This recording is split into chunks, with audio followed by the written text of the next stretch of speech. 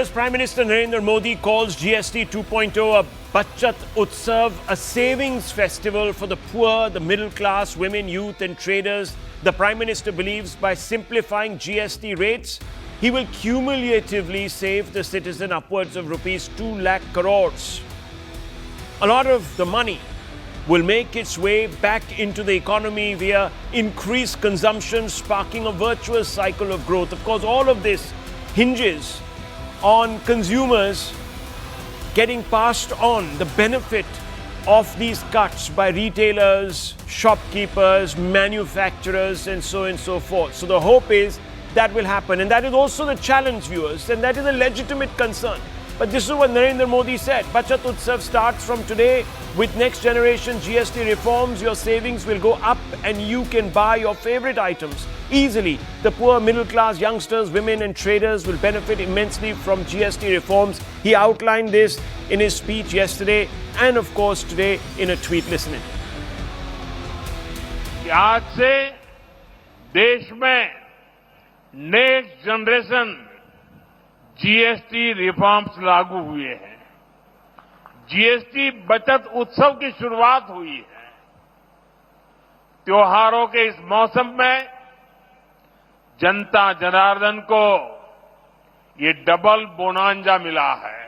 GST को भी हमने सिर्फ 2 स्लैब तक सीमित कर दिया है, 5% और 18%। आप आराम से अब अपना नया घर बना सकते हैं। कोई स्कूटर, बाइक खरीदना है, बाहर खाना पीने के लिए जाना है, कहीं घूमने फिरने जाना है, ये सब पहले से सस्ते हो गए हैं। ये जीएसटी बचत उत्सव आपके लिए बहुत यादगार बनने वाला है। But the Congress party, instead of applause, it calls GST 2.0 Maatam. That's the Hindi word that was used. Jainam Ramesh says it's just govern event politics. A charge the BJP has slammed for what it claims is innate hypocrisy. So Jainam Ramesh said, this is not government, but govern event. They make an event out of everything. This is an attempt to divert attention. This reform should have been done 8 years ago. Ashwini Vaishnav, Union Minister, comes out and says, hypocritical to be accusing us of imposing a Gabbar Singh tax when under the UPA, the tax rates were like Gabbar Singh ke Bade Dada or the grandfather of Gabbar Singh. The facts do bear out the Union Rail Minister, viewers. A quick glance at the tax rates under the UPA suggests that people were being taxed more on ordinary spends. Under the UPA, cement was taxed at 30%. Under the I.N.D.A, 18%.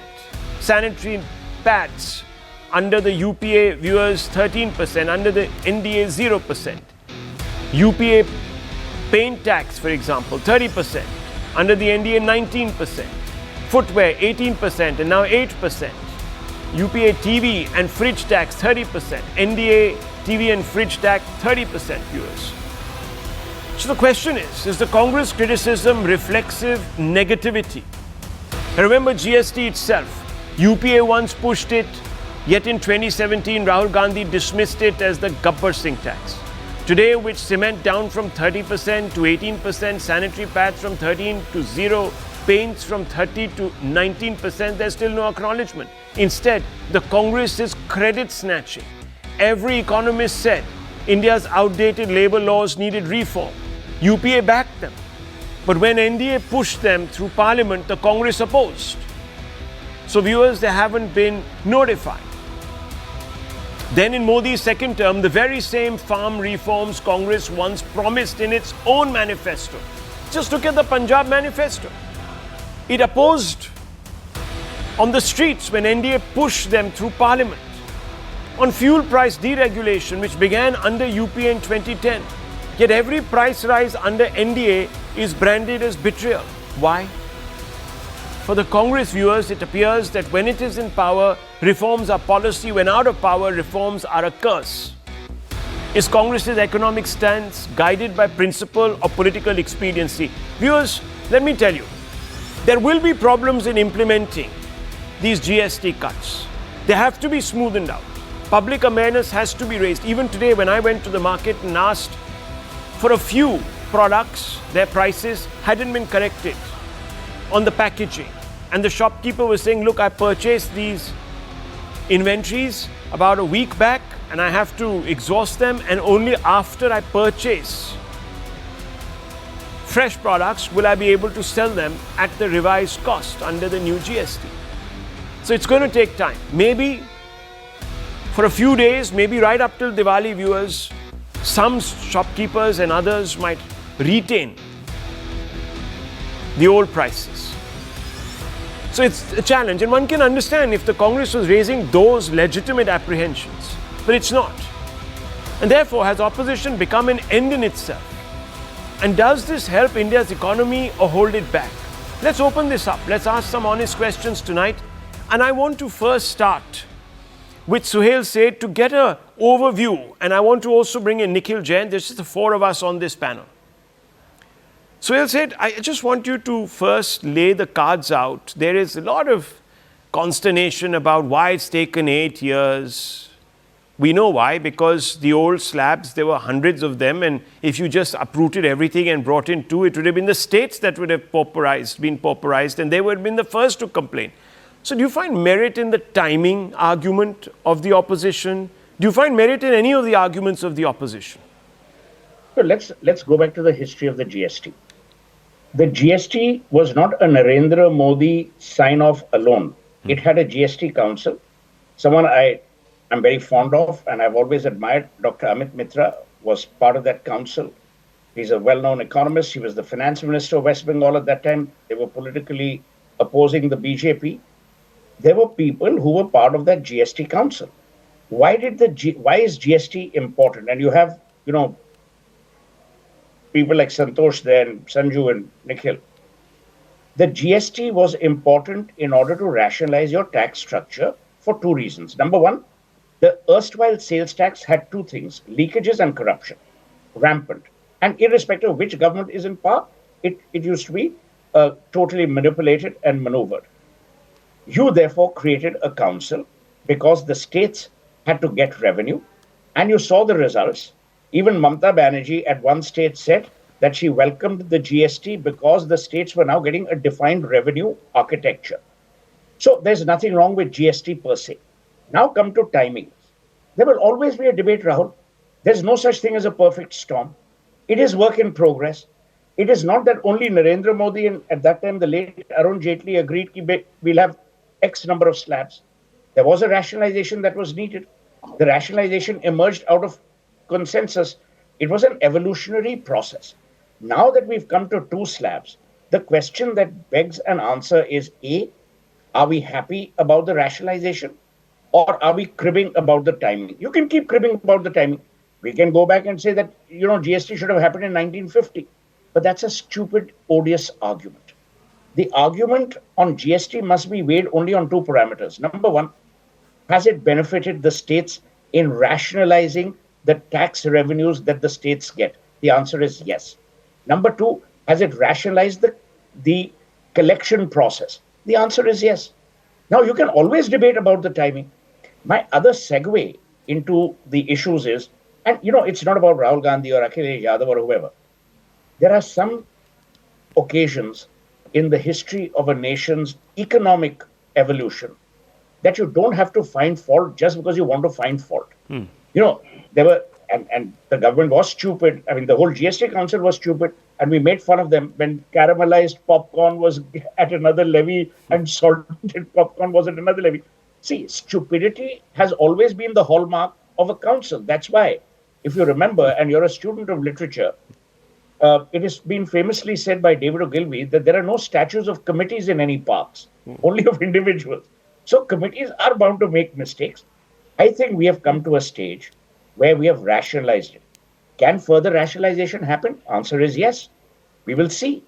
But this is a consensus-driven evolutionary process which we must laud rather than always bloody be cynical, criticize, abuse.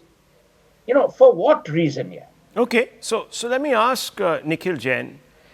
The hypocrisy is rampant, Mr. Jain, some would suggest. How would you respond to that? That you're just being hypocritical?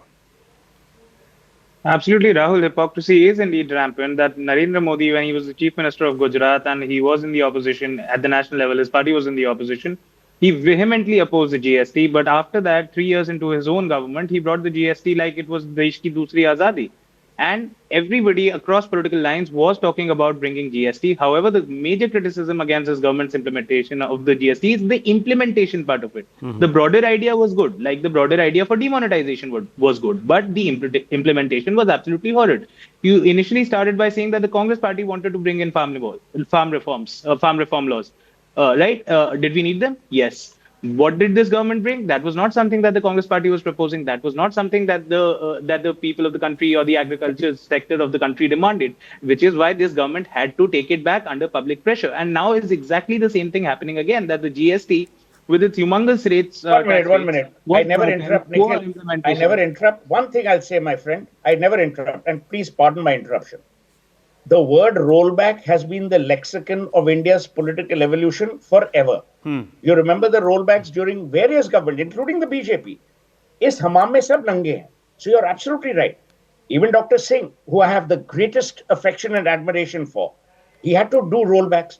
Rollbacks is a part of a process where democracy inflicts its tentacles on you because of political consensus. And I 100% agree. And Mr. Seth, I 100% agree with you that this is the hallmark of a democracy.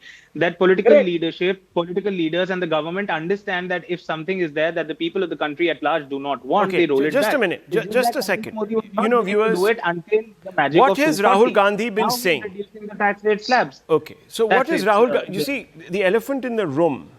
And I want to bring in Sanju Verma right here and Mr. Mehrotra, both important voices tonight. Both understand economics also.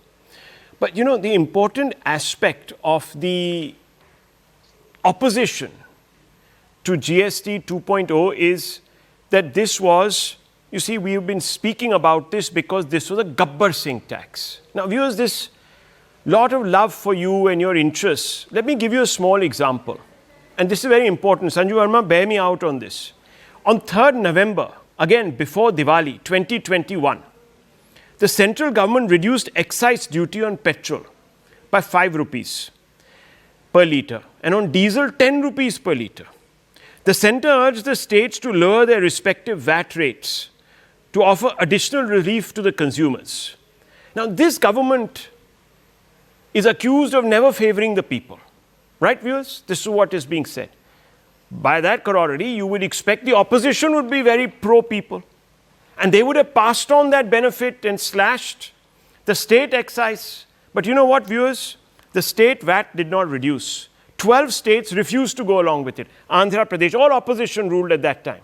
Chhattisgarh, Delhi, Jharkhand, Kerala, Maharashtra, Rajasthan, Tamil Nadu, Telangana, West Bengal, even Lakshadweep. They all said nothing doing because we're going to lose money. And when, viewers, it was brought up that let's lower the rates, it was the opposition rule states that made the most racket. And I have it all here. I always come prepared with the facts. So your bleeding hearts at that time turned rancid. And you said, forget it, we're not. But Sanju Verma, the point still remains. And can you break this down for our viewers? Because this 8-year GST, Gabbar Singh tax, so-called Gabbar Singh tax that you inflicted, created a lot of problems. So why were we stuck for 8 years in a gear that we could have changed? That's what we're wanting a response to. You know, Rahul, the first thing I want to tell your viewers is this whole narrative that GST could not come to fruition under the erstwhile government of Manmohan Singh, thanks to opposition from the BJP, is absolute balderdash. The Kelkar Committee recommended GST in 2004. Congress was in power from 2004 to 2014. But you know what could not implement GST? There were two men who were responsible for it. One was the former Chief Minister of Maharashtra, a congressman at that, a man called Prithviraj Chauhan, who opposed GST tooth and nail. The second was a man called Bhupinder Singh Hooda, the former Chief Minister of Haryana.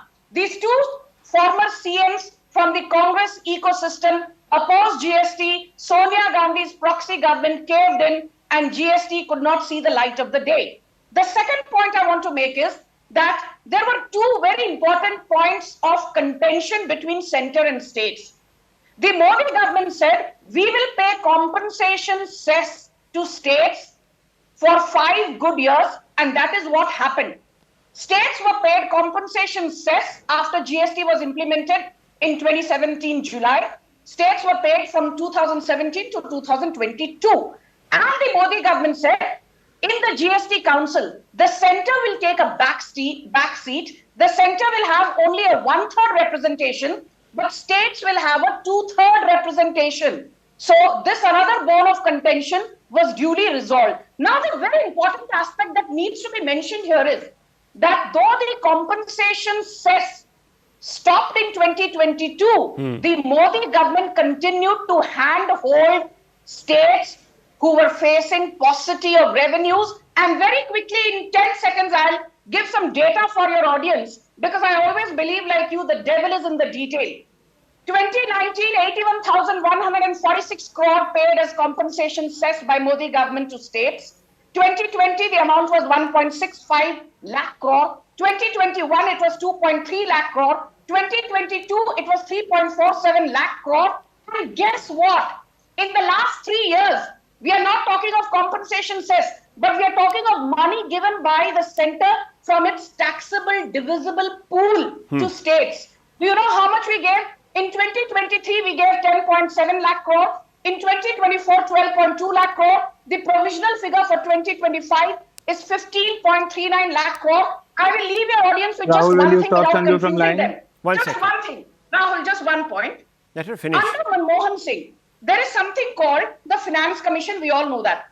The Finance Commission under Manmohan Singh said that only 30% of the central divisible tax pool will be disbursed to states. Now, what is the percentage today? The Modi government says 41% of the central divisible tax pool will be paid to states, which means if the Modi government collects 100 rupees, 41 rupees are distributed to all states, both ruling party based and opposition based, without fear of favor. But I want to say one thing before I end. There are 3 components of CGST. CGST is levied by the center, appropriated by the center. State GST levied by the center and states, but appropriated fully by the states. But the big daddy, which nobody seems to be talking of, is IGST, integrated GST, which is levied by the center, but shared in a ratio of 50-50 between center and states. So states are not losing. They get money from state GST called SGST. They get 50% of the money collected by way of IGST. What does the center keep? The center only keeps CGST, the central GST, and part of IGST. So basically, it is fair play. Okay. There is nothing called foul play here in the manner in which taxes are disbursed between center and states. Let me quickly bring in Nikhil Jain. He's raising his hand. Yes. Yeah. Exactly. Sanju said that compensation cess and GST was stopped in 2022. Let me tell you, viewers, she's lying. She can present the proof. It was supposed to stop in 22. She said exactly that, my dear friend. Continues. She said exactly that. No, just 1 minute. I just want to ask you one question, Mr. Jain. Despite having stopped. I want to ask you a question, Mr. Jain. This is what happens when One second. Let me just ask a question. Can you tell me, Mr. Jain, you must know that between 2017 and 2021, the GST Council, which includes all states, gradually moved many goods down from 28% to 18 or 12%. You must know this, right? How many of these goods were in the pre-GST regime and at Do you a 28% slab? Do you know this? No. Do you? So now let me ask you a question. How many of those Can you tell me how many by 2021, how many items remained in percentage terms in the 28% slab? Can you tell me? No, I can't tell you, Rahul. I'm not here. Only 3%, viewers. Only 3%. People do not come to this show researched. No. The devil is in the hard facts. Only 3%. Now, what has happened, viewers? Now, 1 second, Mr. Jain, 1 second. For all your, excuse me, now don't speak over me now again. What was the value? What was the value of these 28%? I'll tell you what they were. Let me explain that. I've even got that. Let me tell you. Now, viewers, these were mainly luxury cars.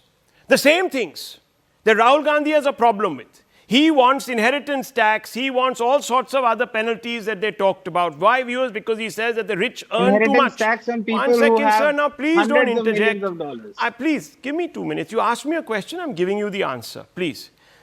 Tobacco, aerated drinks, viewers.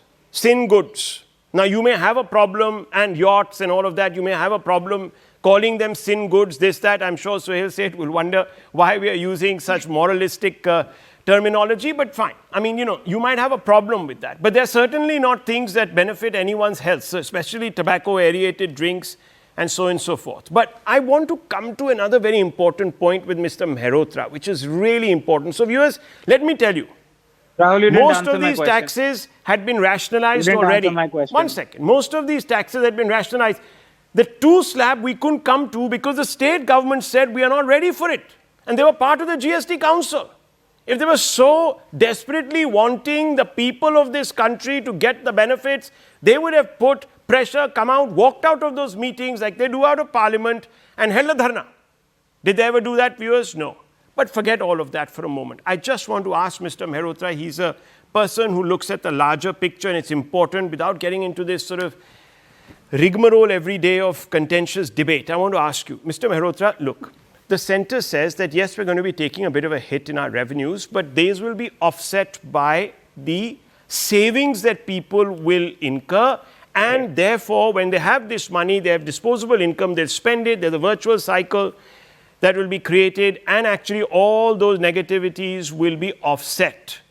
And we will grow beyond our wildest dreams, etc., etc. This is what is being said. Is this thesis that is being presented accurate? Because I'm now interested in the overall economy. Rahul, it's hard to answer your question because we don't know what the elasticity of demand is. So we know perfectly well that in the next 3 weeks, because we are in the festival season, there's going to be an uptick in demand. But every year there's an uptick in demand over this 4 weeks. So we will have to wait. There is just no getting away from it. We will have to wait from 6 or 8 months before we begin to see, once consumption is stabilized, how much demand has actually picked up by. And if it has picked up, that's wonderful news. But we don't know whether it will get picked up. I'll tell you what the risks of believing that it will actually happen are. One is that we know that in the last few years, what has happened is because jobs have not been growing and wages have not been growing, the result has been that retail borrowing as a proportion of total borrowing has gone up very dramatically. I'm sure you know this data very, very well. So much so that the RBI has actually had to crack down on the scheduled commercial banks, asking them to go slow on. That's one thing that has happened. The second thing that has happened is that in order to maintain their consumption, because wages have not been going up, but while prices have been, what families have done in the rural areas in particular, but also in urban areas, the poor among them who have gold, holdings of gold, they've taken gold loans. So they've taken 2 types of loans. For consumer durables, they've taken these, the ones I mentioned earlier, from the banks, and these others could also be from the banks or from NBFCs. But the point being? Point being that consumption was low because and hence demand was low. And now it's possible that demand might get buttressed as prices tend to fall on a large number of commodities. So there is a possibility that might happen. On the other hand, because of the borrowing, Rahul, people might use it to not increase their consumption and offset their borrowing. Pay off their debt, you're saying. Yeah, so we have to keep these factors in mind. So let me bring in Sanju Verma on that point. How are we so confident? And Suhail said, I want to bring you in also. Yeah. I think Professor Mehrotra, we are usually on the opposite sides of the spectrum, but he's made a very pertinent point today. He's spoken about inelastic demand. Now, what is inelastic demand? It basically refers to those products which are essential goods. Even if the price changes, price may go up or go down. But if you have to take salt, you will buy salt. If you have to take sugar, you will buy sugar. There are some people who are addicted to mineral water. If they have to consume mineral water, they will do so. Now, which are products which have elastic demand, which means that the demand changes in proportion to the change in price. It could be a television set, which is not a necessity. It could be a washing machine. It could be a dishwasher. It could be a refrigerator. It could be, a high-end vehicle. So these are products which have elastic demand, where the consumption pattern changes, the demand changes in response to a change in price. And I think by reducing the price of these elastic products, when I say elastic products, I mean consumer durables, like washing machine, dishwasher, television sets, cosmetics. Even for that matter, high-end chocolates which were taxed at 30% will now be taxed at 5%. These are products now which will see demand increasing because they respond very favorably to any favorable change in price. Right. So I think that is what the Modi government intends to do. 10 seconds. It intends to create a virtuous cycle whereby lower GST means lower propensity to save, but higher disposable incomes, higher purchasing power, higher spending, higher There's investment, also a tax break. higher production. There's also a tax break, viewers. Absolutely. Till up till 12 lakhs, you won't be taxed on your income. So that's it. Now, Suhail said the one issue that. May I respond? May I? Oh, you wanted to? I didn't know. Yes, of course. I raised my finger. Oh, okay. Sorry, I didn't see it. Yes, go ahead. I've 30 raised seconds. all my hands. Okay, go ahead. You see, demand responds not just to price. Demand responds to ability to pay. And ability to pay is what I was talking about. Yeah. And ability to pay has been adversely impacted, and the data shows this. Please try and appreciate what the data is telling us. This is government data. What is the government data telling us? Household savings as the proportion of GDP is at its lowest ever level. Okay. And because household savings are at a lowest ever level, that's why consumption has been tepid. That's why people have borrowed. So it's not just price elasticity. 1 minute, 1 minute. Can I quickly come in, Rahul? Yeah, okay, 10 seconds. Let me unravel 1 minute here. Let me 20 unravel seconds. what Santosh has said. Let me unravel what Santosh has said in simple terms from a marketing perspective. Suppose Rahul Shiv Shankar pays 10 rupees for product X, and tomorrow he pays 8 rupees for the same product. He saves 2 rupees, correct? Yeah. It does two things. One is it increases his spending power qua 2 rupees. It also helps to stymie inflationary pressures that would arise. And mark my words, again I'll segue, see what will happen in October in America. They will get screwed with inflation. Number two, Santosh is absolutely right about inelasticity of demand. But here's the thing. If the product is cheaper, the consumption normally is seen to be higher, whether the product is essential or not essential. A. B. When I buy a motorcycle, because its prices have come down, I'm also enabling the entire circular economy around that motorcycle, which includes the following bellwether industries. Whether it is steel, whether it is tires, whether it is auto parts. So I'm also actually creating a spur for the economy. See, I've studied economics, but I'm just explaining it in very simple terms for your viewers. Third is what you're doing is, and Santosh was absolutely right, that our savings rates had dropped because our propensity for spending had not. This will kind of create some level of balancing. So it is an important step. I'm not saying person X ko credit do, person Y ko credit do. I'm saying from an evolutionary point of view, Rahul, it can I will quickly come in? Yes. well for our economy. So it's going to look up. Okay. Yes. Thank you. Rahul, without wanting to sound offensive, I partially disagree with both Suhail and Professor Mehrotra. Okay. Let's not confuse our viewers with inelastic and elastic demand, but let's break it down. Both Suhail and Professor Mehrotra said it is the ability to pay and the willingness to pay. Both these things matter. They forgot to mention three important things.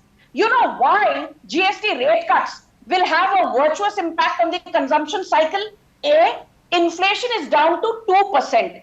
B, Interest rates, which is measured by the repo rate, is down to a historic low of 5.5%, and it is the repo rate to which the larger lending rates in India's banking system are linked to or benchmarked against, which both these gentlemen have not made a mention of. And I want to say one thing. I remember in 2012 and 2013 under the Congress, we had something called a prime lending rate, PLR. And do you know something? You can go and check your archives. Personal loans, housing loans were given at 14%, 15%. Today, housing loans are given at no more than 9% because the marginal cost of lending rate is in and around that. So the consumption cycle will benefit because interest rates are low. Inflation is low. If Sanju had listened to us, we said the same thing. Okay, everyone. Okay, great that there has been at least. You know, Sanju says it with such gusto. Okay, now all the three Gabbar Singhs have agreed. So I can move on, viewers. Okay, there is an upside to all of this. There is an upside. Let's hope that the calculations, the back of the envelope calculations hold. And that is important. And let's also just hope that Trump comes to his senses a little earlier than we are hoping. And if that happens, it will be a double or triple Diwali dhamaka. I want to move on, viewers.